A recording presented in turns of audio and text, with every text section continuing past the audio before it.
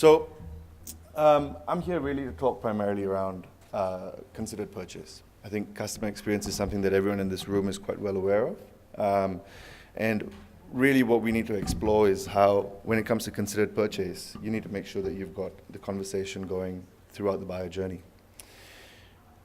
First of all, I think that it's important to just clarify when it comes to a buyer's journey. You know, at Green Hat, we spend a lot of time with our clients, not only exploring the various touch points within the buyer's journey, but how it's different for considered purchase. So 8 to 12 touch points is a metric that you've all heard of, but when it comes to considered purchase and independent research, really you've got to be on point at every touch point. Remember, you've got to personalize to delight. We'll talk a little bit about a process that we use at Green Hat when it comes to mapping out touch points. And finally, of course, finding the right methodology. Now, let's talk a little bit about considered purchase. So, I guess since we've had a bit of a break, I might ask a quick question and get everyone re-engaged a little bit. How many people here are marketers of products that are in considered purchase? Okay, so about a third or quarter of the room. What about, how many people are in B2B? Quite a bit, okay, about half. And B2C? A lot less. B2B and B2C? Okay, all right. So it's a pretty split sort of audience, but it seems to be a lot more aligned towards B2B considered purchase. So I'm hoping that you know, a lot of this is relevant to a number of you. Just to make sure that we're all aligned on the definitions of B2C and B2B, when you think about B2C products and you think about considered purchase, at one end of the spectrum, you've got your groceries, your soft drinks, you know, your basic purchases. But even within the B2C space, there are considered purchases that we all make. For example, health insurance, education, things that you've got to think about, things that you can sell to your peers, you do a lot of research, and then you decide that you need to buy. Within the B2B spectrum, there's investments in property, there's investments in high-end machinery, CapEx spends, and so on. But the point I'm really trying to make here is that there's a few brands where there's an overlap. And so it's about the transference of your personal experience with a brand. Like, for example, with HP. I've had great HP printers my entire life. And so when I was asked to suggest a brand that we could buy a printer for the office, my natural inclination was to suggest HP. Another brand like that is something very personal to everyone. The coffee that you drink in the morning, that feeling that you get when you have that wonderful coffee. So you have that positive resonance with that brand, and when you're given the opportunity to suggest the type of brand that you'd want to have the coffee of in your office, your natural inclination is to think of that brand. Now, it's important to have this understanding of the buyer journey aligned to your sales funnel. So we talk a lot about sales and marketing alignment, but really within the larger scheme of things, you need to be aware that today, especially, the considered buyer is spending 67% of their journey across digital channels. Now, if that's the case, and you have a look at your sales funnel, are you well aligned to be connecting and sharing the right information across all of the stages of your funnel? But, you know, the fact of the matter is that given that there's so much autonomy and that B2B buyers are really spending, well, buyers in general are spending so much time online, there's only so much that you can plan. And across the average of 6 touch points that considered purchase buyers are doing their investigation online, you've got to make sure that you're there with the right information at that pivotal moment. One of the things that we do for a lot of our clients at Green Hat is journey mapping. And so the example that we've got over here is essentially an assignment that we did for an event company that we used to work with. And what we did was we mapped out the journey of everyone who would attend an event right from when they heard about the event to their post-event experience. Now, as a part of this process, what you've really got to think about is what is it that's really keeping your target audience up at night? So you can spend a lot of time assuming who they are and figuring out what their buyer journey is, but they are human beings at the end of the day. And you've really got to think about the type of questions they would ask when they got online and they started looking for your event.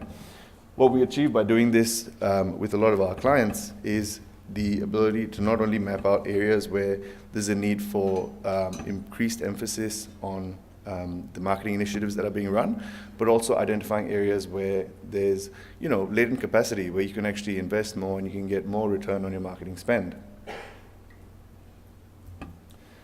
Now, once you've got an idea of the journey, it's important to keep keep, I guess, up to speed with the fact that everyone that you're talking to is fundamentally human. And it's important to realize that you need to personalize your experience, especially in today's day and age. So, the need for personalization. The need for personalization is essentially driven by two very basic human traits. One is a natural desire for control. And so, as a part of that desire for control, humans feel very much inclined to want to be aware of all of their options and decide the right step for their next investment. But at the same time, as you all know as marketers, in today's day and age, more than as marketers, as people on social media, the amount of information that's available today is really quite overwhelming. And there's a concept called, well, it's not a concept, there's a theory called cognitive fluency.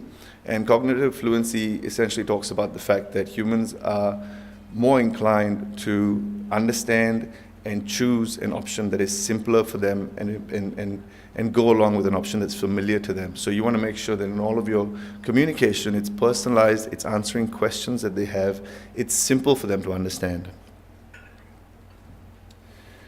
Now, when we think about personalization, I was trying to come across a case study or something that maybe some people in the room haven't come across before. And what I've got up here on the screen is essentially 9 different images of Stranger Things, a show on Netflix. Now, Netflix actually has a pretty interesting system where the algorithm tracks not only the titles that you watch, but the genres that you select.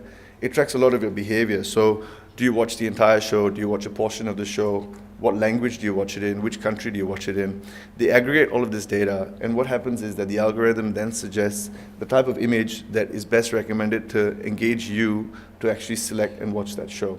So for Netflix, what this has done is they've really they've really managed to manage their customer experience. They've improved their customer experience. They've reduced attrition. But it's also put them as a business in a stronger position to negotiate with the distributors of movie and TV shows because they're able to project exactly how many viewers are going to be watching those shows. So understanding how that data can work for you, understanding how that personalized experience can not only help the customer experience but help you as a business can really take you a long way. Now, I don't know if anyone here is a Charlie Chaplin fan, but I certainly am. And whenever I think about machines and factories, I think about visuals like this.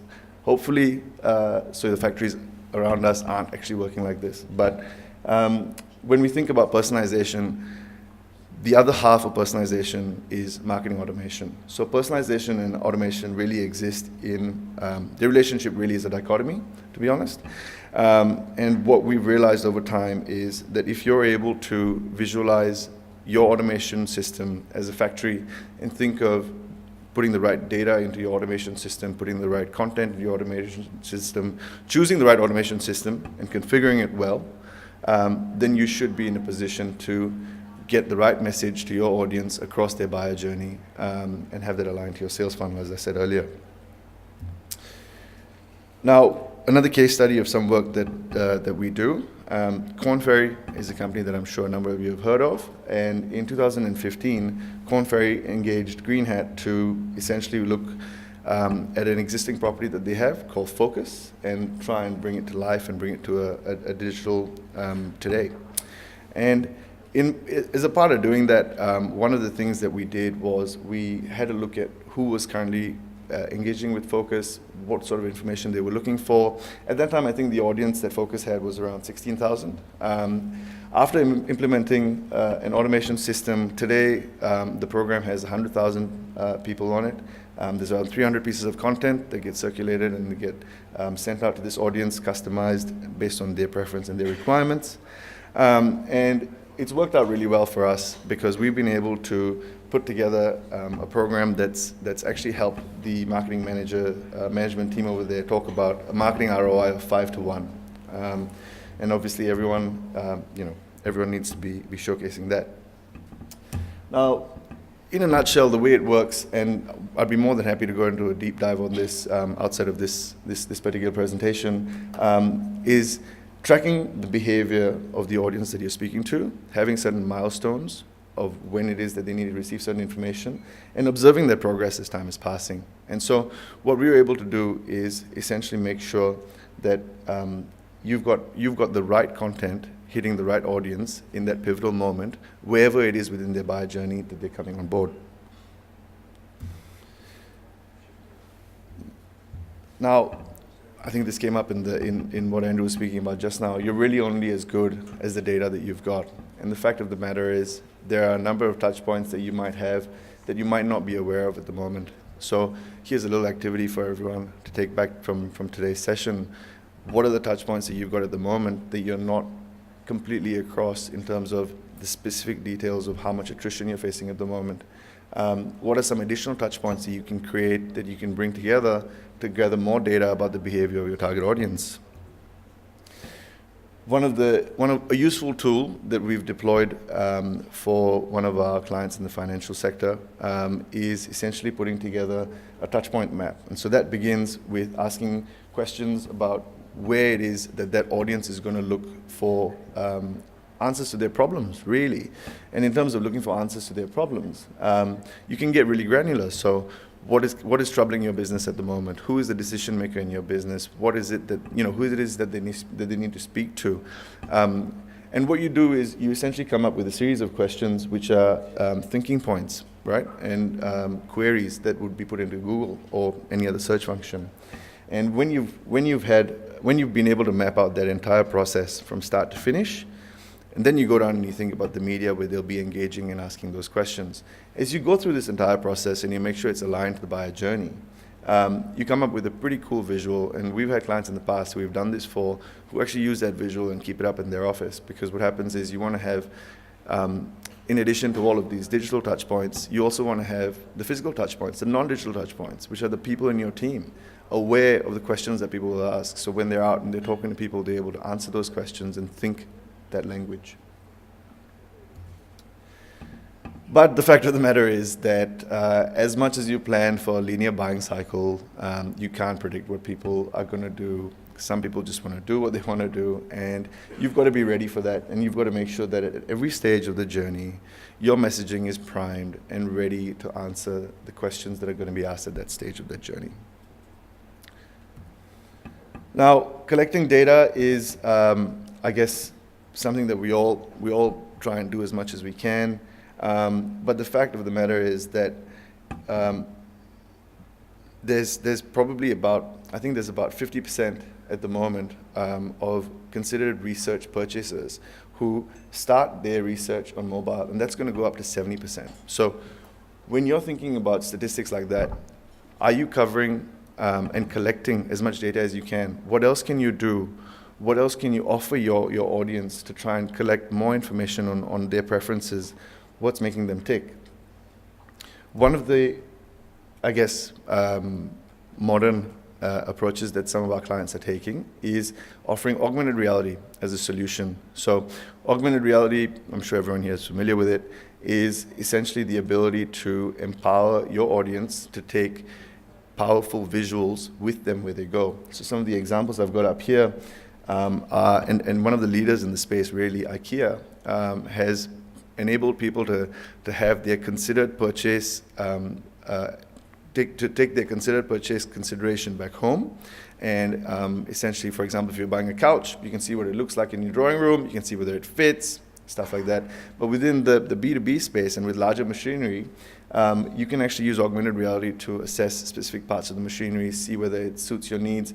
But what augmented reality allows you to do as a marketer of considered purchase, is enable your buyer to take the app back and to carry on engaging with your product. And you can track the data as they're doing that, even when you're not physically with them. And what that means is you're gathering more insight into what their preferences are, and that can help you tailor your communication to moving forward.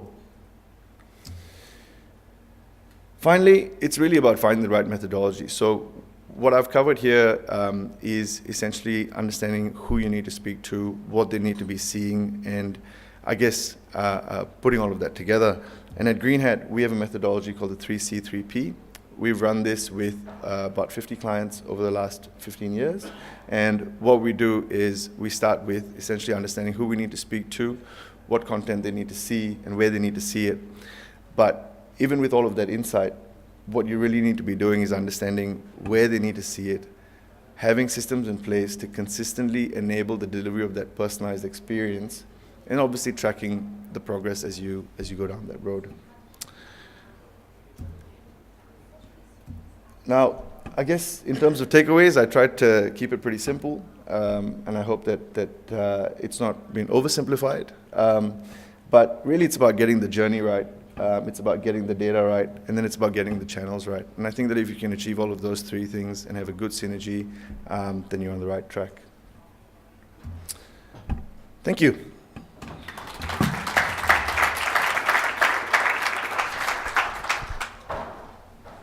Are there any questions about Questions, yeah. Okay, thank you. Any questions of Tushar around considered purchase and customer experience? No? Okay, well, you know what? Because I spoke... Oh, sorry. Thank you. I'm not a technical person, but I can see in terms of the behavior, aren't you running a risk of in oversimplifying things for the customer to understand? First, that the customer may feel a bit, offended because you're simplifying it too much, and it's almost like you treat them like a kid. And the other one is you creating a precedent, and you're training them to only absorb or digest simple things. When it gets complex, then it'll be a problem. What do you say to that?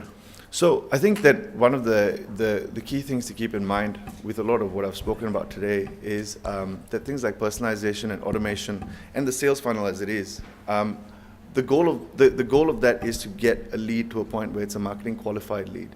And then when it moves on to needing more in-depth information, it actually goes to a sales team, where there's actually a person who's actually going to have that conversation and actually ends up answering those questions. So what you want to do is you want to understand that because of the change in buyer behavior, because they are more autonomous and they want to do that research themselves, you want to be present at that time to remain in the consideration set, so that when they're a marketing qualified lead and they go to sales and it's more in depth at that time, you've given them all the information they need to feel empowered.